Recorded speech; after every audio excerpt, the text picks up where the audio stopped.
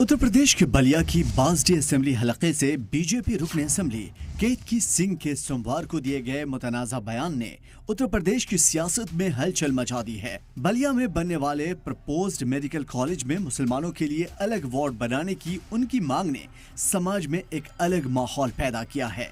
सबसे पहले बीजेपी रुकन असेंबली केतकी सिंह ने क्या कहा, सुनाते हैं।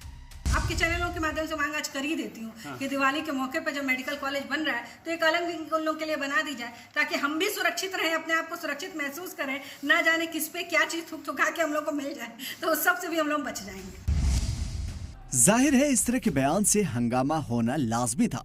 बीजेपी पर नफरत की सियासत का इल्जाम लगने लगा। कांग्रेस, समाजवादी पार्टी समेत दीगर अपोजिशन पार्टियों ने इस बयान की सख्त अल्फाज में मजम्मत की। भारतीय जनता पार्टी हमेशा ही ध्रुवीकरण की सियासत करती है।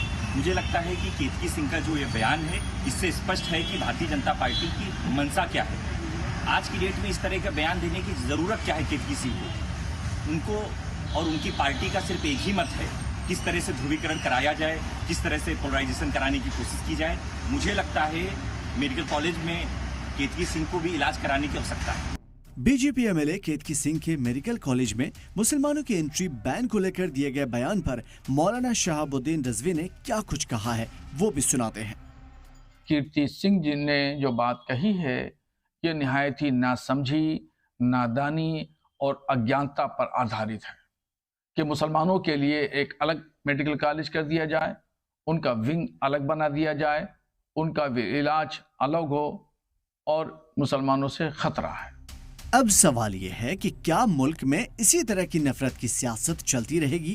क्या इस तरह की नफरती बयान पर लगाम लगाने के लिए कोई सख्त कदम उठाया जाएगा, या फिर इसी तरह से मुल्क में तकसीम करने की सियासत आगे बढ़ती रहेगी, परवान चढ़ती रहेगी और लोग बढ़ते रहेंगे?